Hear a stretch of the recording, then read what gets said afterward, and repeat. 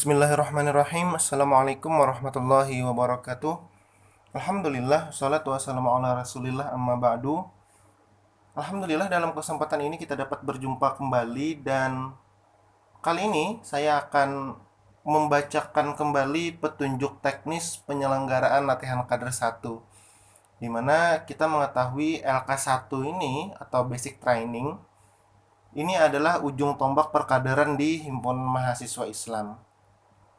Biasanya di awal-awal semester baru atau di awal-awal tahun ajaran baru, biasanya komisariat dan cabang itu lagi gencar promosi untuk menarik kader.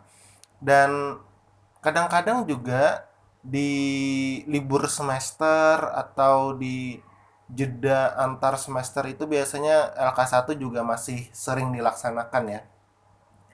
Nah, penting bagi kita untuk memahami prosedur atau juknis penyelenggaraan LK1 yang kiranya disepakati dan sudah ditetapkan.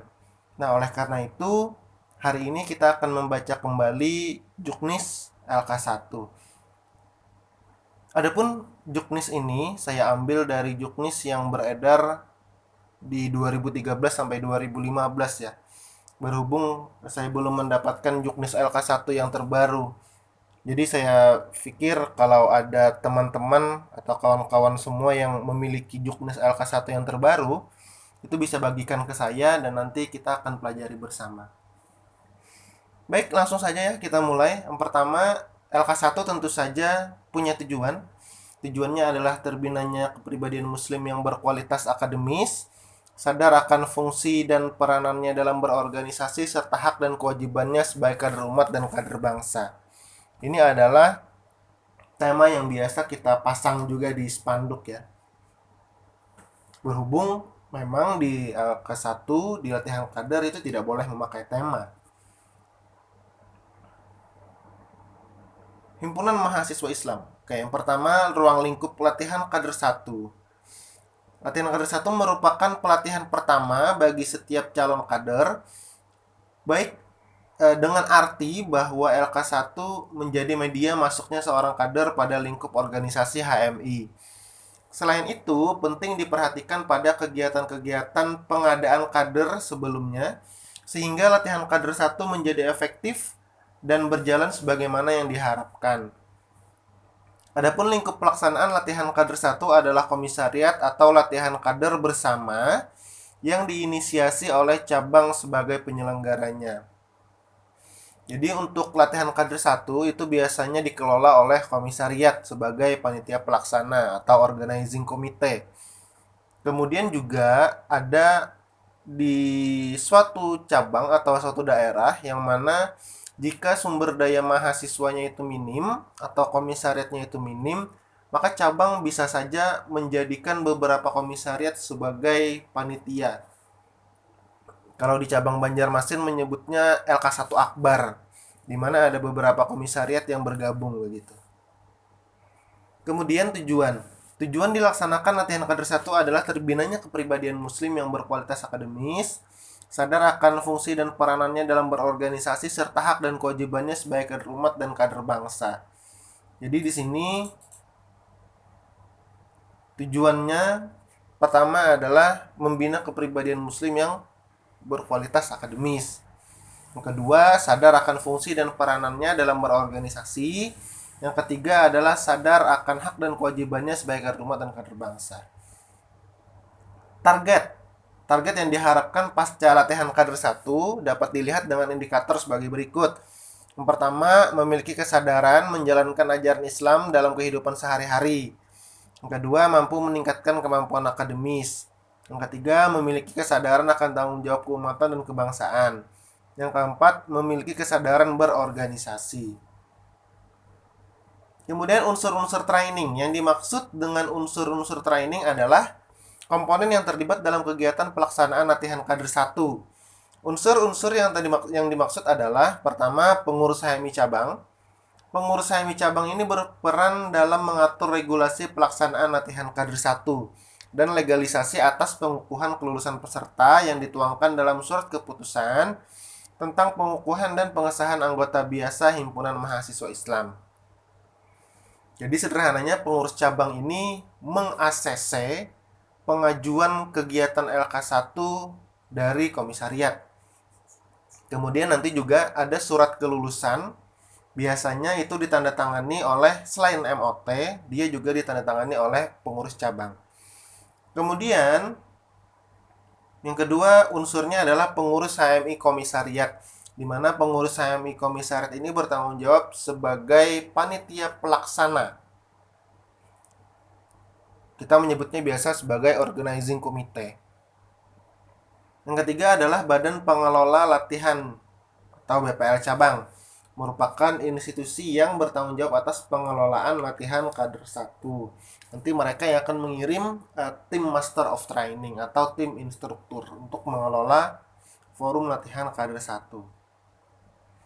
Selain institusi di atas yang 3 tadi, terdapat unsur-unsur yang terlibat dalam pelaksanaan training secara teknis ya. Ini secara teknis. Yang pertama adalah organizing committee. Tugas dan tanggung jawabnya adalah berhubungan dengan sesuatu yang ada di kegiatan.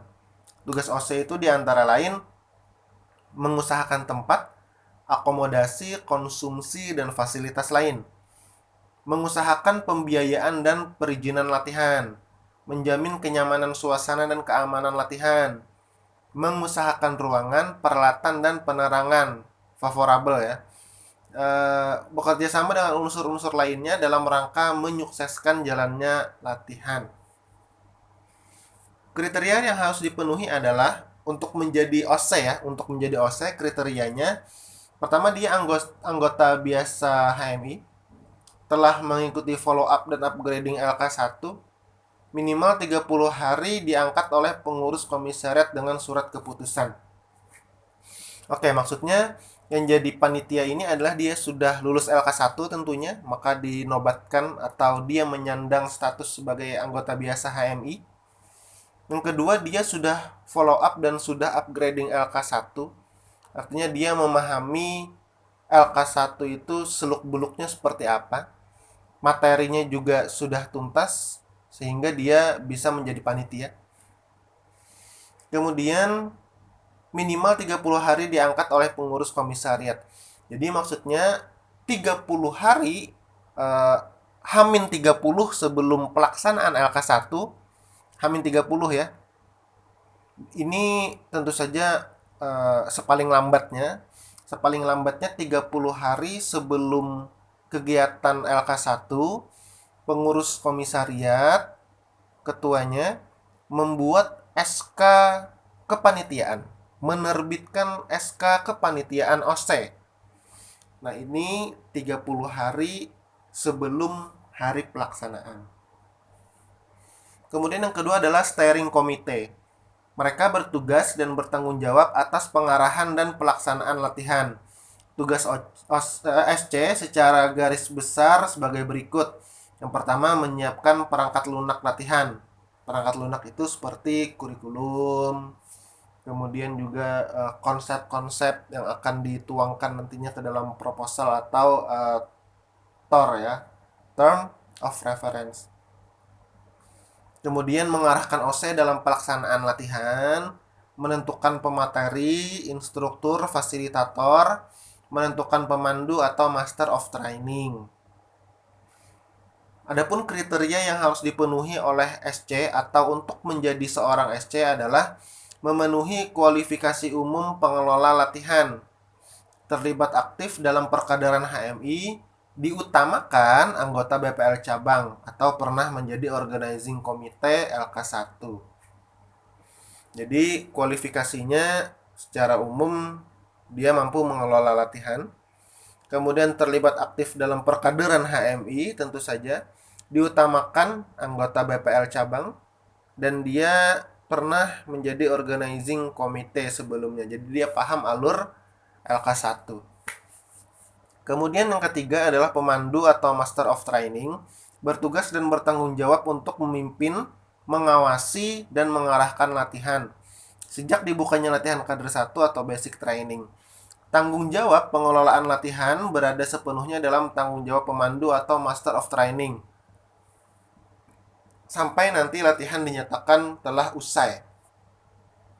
Tugas pemandu atau Master of Training, MOT kita menyebutnya, secara garis besar sebagai berikut. Yang pertama, memimpin latihan, baik di dalam forum maupun di luar forum. Memberikan materi apabila pemateri, instruktur, atau fasilitator tidak dapat hadir. Kemudian melakukan penajaman pemahaman atas materi yang telah diberikan. Biasanya kita menyebutnya sebagai pendalaman materi.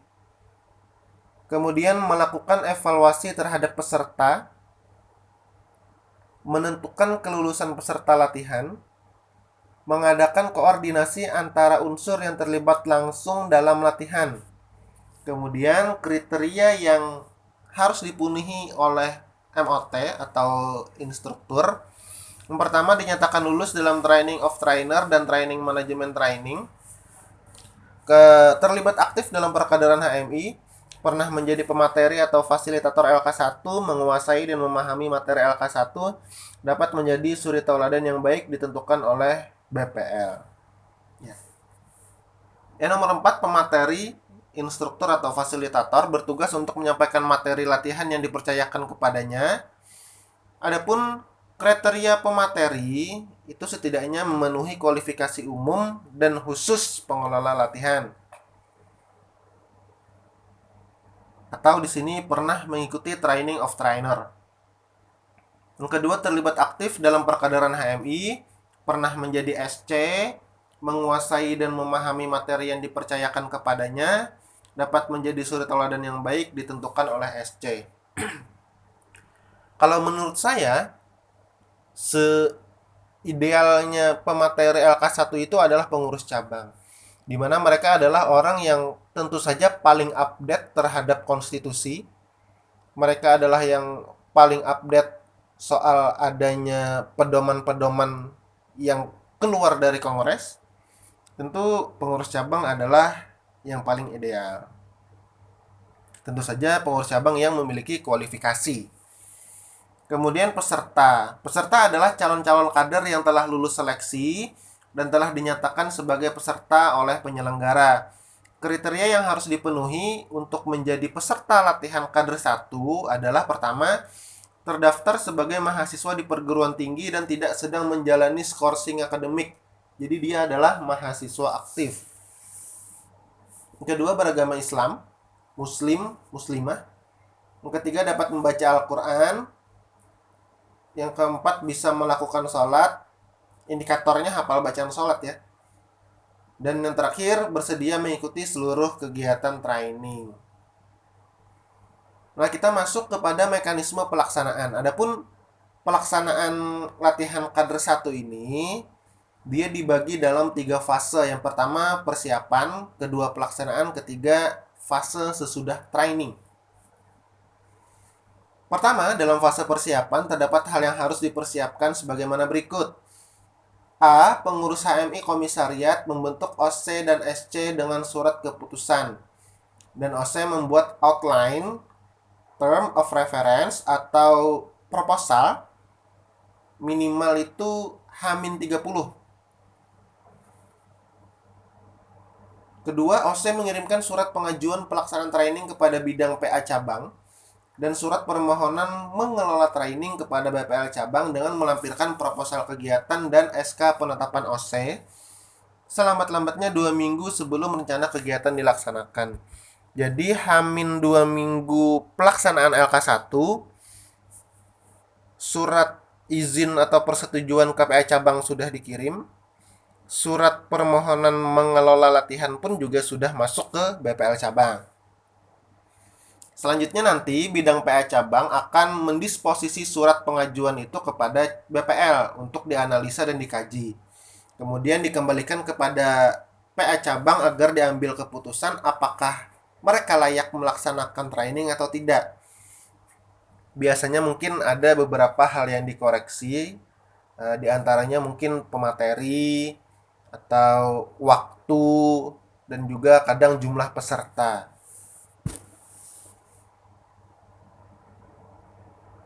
Jika training dianggap layak, maka bidang PA akan mengeluarkan surat keputusan. Sedangkan bila mana tidak layak, bidang PA akan mengeluarkan surat keterangan berikut evaluasi atau masukan yang telah dilakukan. Setelah mendapatkan surat keputusan dari bidang PA, baru kemudian OC lebih lanjut melaksanakan tugas-tugas lainnya. OC mengusahakan tempat training dan hal-hal yang berhubungan dengan training itu H-14 hari. Jadi 2 minggu sebelum jadwal yang sudah ditentukan, itu seharusnya tempat sudah fix. Kemudian mempersiapkan dan mengusahakan fasilitas akomodasi dari konsumsi yang diperlukan selama training berlangsung itu H-1. Jadi kalau untuk konsumsi sebenarnya bisa berjalan ya. Bisa berjalan seiring training, tetapi minimal harus ada sudah siap untuk pembukaan itu H-1 tentu.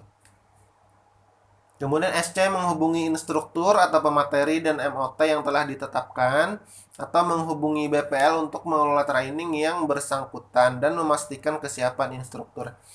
Jadi di sini SC itu proaktif ya, memastikan pemateri dan juga instruktur apakah di hari itu mereka benar-benar bisa ataukah perlu pengganti.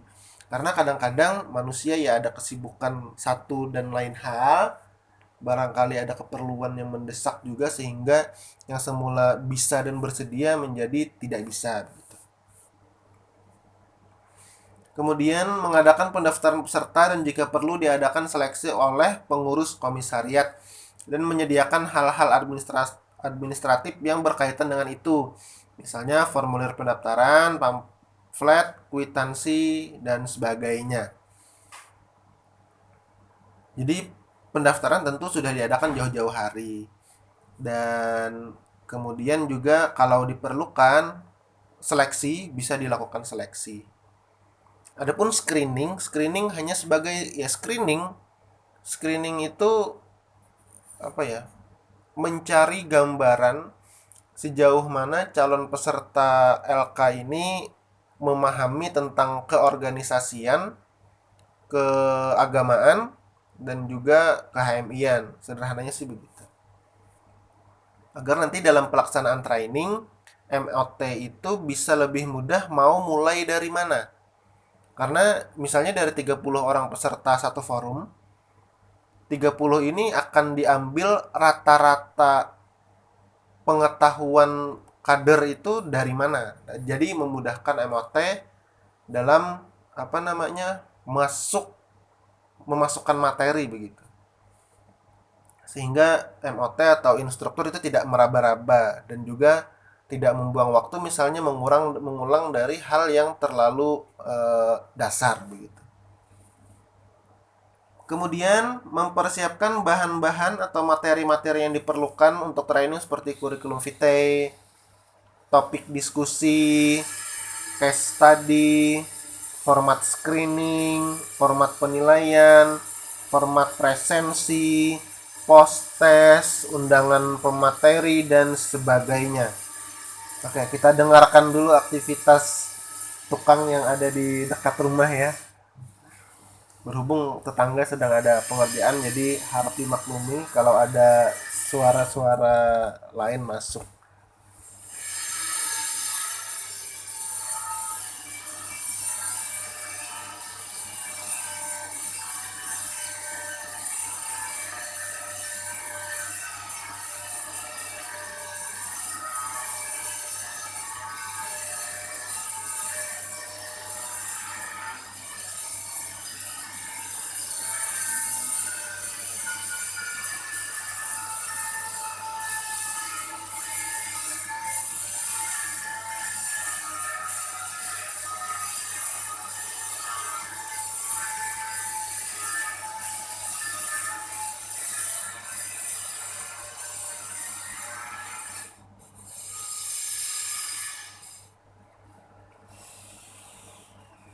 Nah, sedapat mungkin diadakan pertemuan atau rapat gabungan antara panitia pelaksana OC dan SC dan MOT untuk menyusun langkah-langkah yang akan dilakukan untuk mensukseskan training dan konsultasi agenda acara training kepada BPL atau PA cabang. Jadi ini adalah tahapan yang berlangsung ya sebelum pelaksanaan training HMI. Kedua, dalam fase pelaksanaan, dalam fase ini dilaksanakan hal-hal sebagai berikut. Tentu saja yang pertama adalah pembukaan. Pembukaan ini isinya sudah ya kita paham sama-sama. Ada pembuka, ada pembacaan ayat suci Al-Quran, menyanyikan lagu Indonesia Raya dan himne HMI, kemudian laporan ketua panitia, sambutan ketua komisariat, sambutan ketua cabang, dan membuka ya. Kemudian ada penyerahan berkas acara training dari SC ke MOT. Doa, penutup, dan kemudian acara diserahkan kepada MOT seperti biasa. Kedua, acara pertama setelah pembukaan adalah checking peserta training, absen ya. Dan perkenalan antara peserta dan panitia. Selanjutnya adalah kontrak belajar dan arah perkaderan oleh MOT. Pelaksana training selanjutnya dilaksanakan sesuai jadwal acara training yang telah ditetapkan dan harus tetap dijaga suasana training yang intelektual, religius, persaudaraan, dan menyenangkan. Training harus memenuhi materi wajib LK1 dan komisariat diberikan kreativitas untuk menambahkan materi muatan lokal sesuai dengan kebiasaan dan latar belakang komisariatnya. Kita menyebutnya materi sunnah bebas ya. Disarankan materi sunnah ini di depan sama sekali atau di belakang sama sekali. Jadi tidak mengganggu alur materi wajib. Sebisa mungkin tidak di sela-sela materi wajib. Kemudian adanya simulasi untuk materi-materi tertentu, misalnya metodologi, diskusi, KMO, dan teknik sidang. Maksudnya jika diperlukan pada materi yang memerlukan simulasi atau praktek itu bisa dilaksanakan. Kemudian adanya evaluasi dari training kepada peserta post-test oleh BPL atau PA cabang. Acara penutupan sederhana seperti biasa. Pembuka, pembacaan ayat suci, menyanyikan lagu Indonesia Raya dan himne HMI, pembacaan SK kelulusan, pembacaan ikrar pembaiatan, sambutan, penutup, sudah. Ketiga adalah fase sesudah training. Adapun hal yang mesti dilakukan adalah sebagaimana berikut. OSE bertanggung jawab atas kesekretariatan, tempat ataupun inventaris HMI cabang yang dipinjamkan oleh cabang. Biasa kalau kita melaksanakan LK1, barang cabang atau barang komisariat itu dibawa, maka inventarisir ini tanggung jawab tanggung jawab OSE ya. Kemudian panitia wajib melakukan evaluasi dan membuat LPJ. Kemudian pengurus komisariat melakukan follow up kader yang dinyatakan tidak lulus atau lulus bersyarat dan melakukan pendampingan, monitoring, serta menjadi kakak asuh bagi mereka. Manajemen training. Dalam upaya menciptakan pelaksanaan training yang baik dan berkualitas, diperlukan manajemen yang baik. Yang dimaksud dengan manajemen training adalah seni untuk mengatur agar tercapainya tujuan training. Berdasarkan hal tersebut, maka LK1 merupakan training penanaman nilai, ideologisasi organisasi, sehingga dalam manajemen trainingnya harus mendukung pada aspek kesadaran dan berpola pikir, sikap, dan tindak.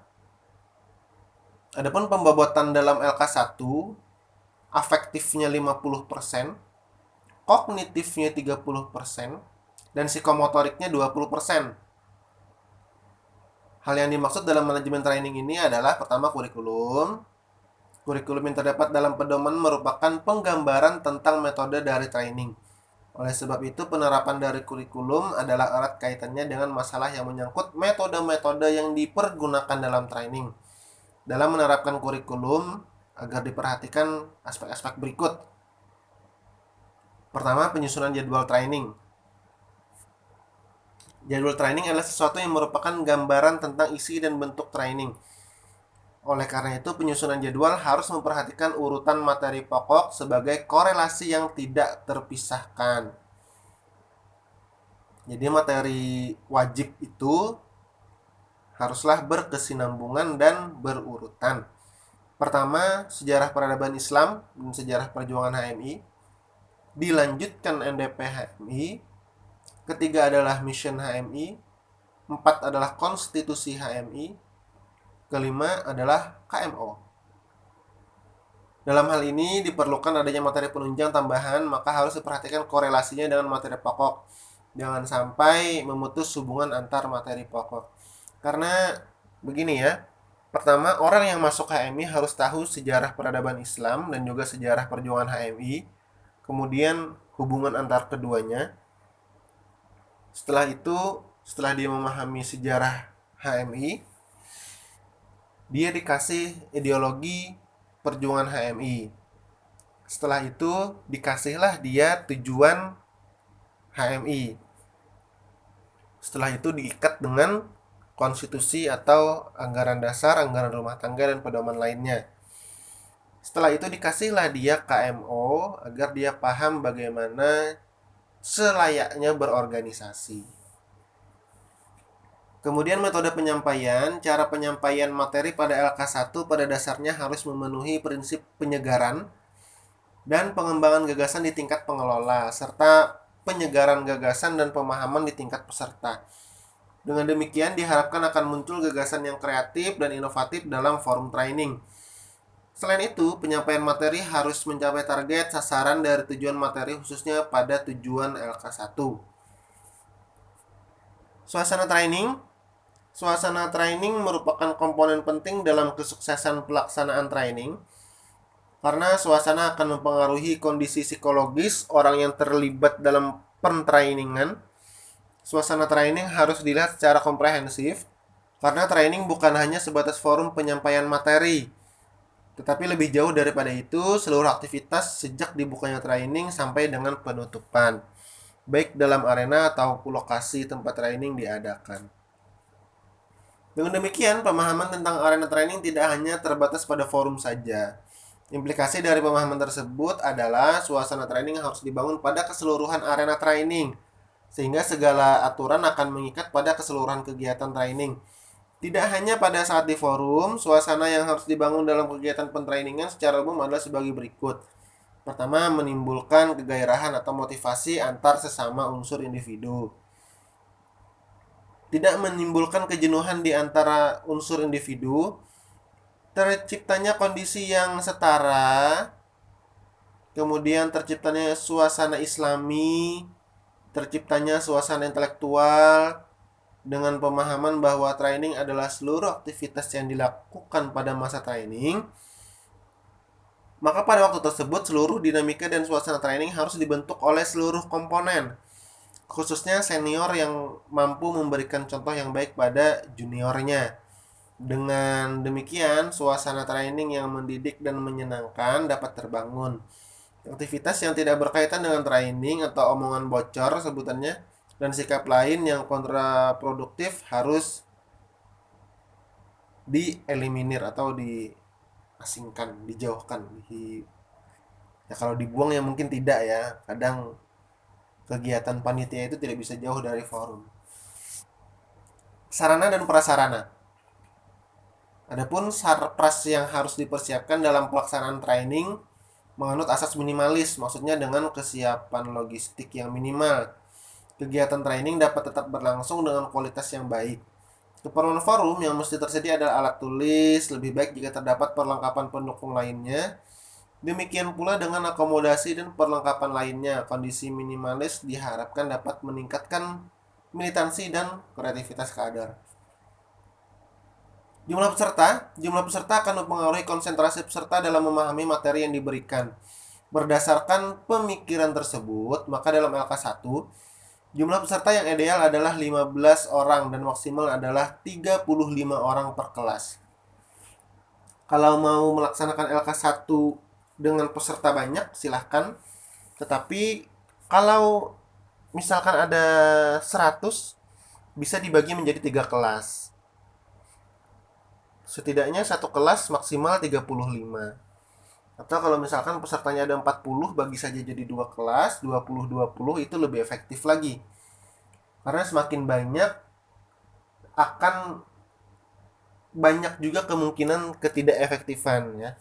Karena terlalu banyak orang, biasanya mereka juga tidak terlalu mudah untuk mendengarkan suara, fokusnya juga akan kurang.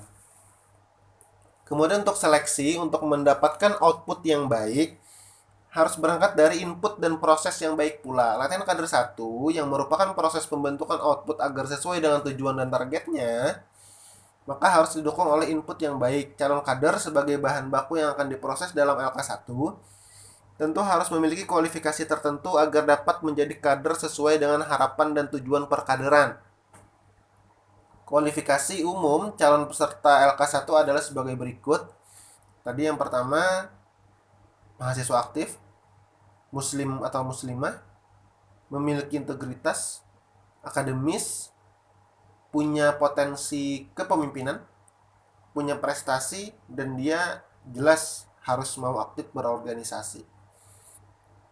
Seleksi bisa dilakukan dengan cara wawancara yang berfungsi untuk menguji konsistensi jawaban, menggali lebih dalam pengetahuan calon peserta, serta menggali motivasi dan potensi calon peserta. Apabila motivasi ada distorsi, maka pewawancara harus meluruskan. Nah, screening ini berisi pertanyaan tentang selayang pandang HMI, keorganisasian, dan keislaman. Adapun waktu training, untuk latihan kader 1, minimum waktu yang diperlukan adalah 3 hari 2 malam dengan rincian sebagai berikut. Ini seminimalnya ini ya, training 3 hari 2 malam. Jadi kalau misalkan kita hitung di akhir pekan, maka Jumat pagi sampai hari Ahad. Kegiatan dimulai pukul 03.00 sampai dengan 7.00 dengan rincian aktivitas qiyamul lail, sholat subuh berjamaah, kultum, tadarus Quran, olahraga pagi, dan sarapan. Selanjutnya pukul 8 sampai 17 adalah waktu yang digunakan untuk menyampaikan materi-materi. Dan malam hari itu diperuntukkan untuk FGD, personal approach, baik formal maupun informal. Kegiatan malam ditutup pukul 10 malam. Materi training. Latihan kader 1 memiliki materi-materi dasar yang sifatnya penanaman dasar organisasi HMI. Kita mengenal doktrin organisasi itu ya di LK1. Atau dengan kata lain, materi yang disampaikan pada LK1 merupakan pondasi dalam membentuk kader sesuai dengan kualitas insan cita. Adapun materi yang diberikan dalam LK1 ini harus seragam dan standar di seluruh komisariat, harus sama. Karena jika fondasi ini beragam, akan mengakibatkan konstruksi yang lemah. Materi yang diberikan dalam LK1 ini dibagi menjadi 2 kelompok, yakni materi pokok dan materi penunjang atau tambahan. Kita menyebutnya materi wajib, materi sunnah. Materi pokok adalah kelompok materi yang wajib ada disampaikan dalam forum LK1. Materi ini merupakan materi standar secara bagi LK1 HMI. Sedangkan materi penunjang atau tambahan adalah materi yang telah menjadi kemestian untuk ada dalam training, misalnya perkenalan dan orientasi latihan, atau materi evaluasi dan rencana tindak lanjut, atau materi yang merupakan persyaratan tercapainya pemahaman materi pokok, atau materi yang memiliki hubungan atau penurunan dari materi pokok dan memiliki keterkaitan dengan tujuan perkaderan yang menjadi karakter lokal. Ini adalah ikrar baiat LK1.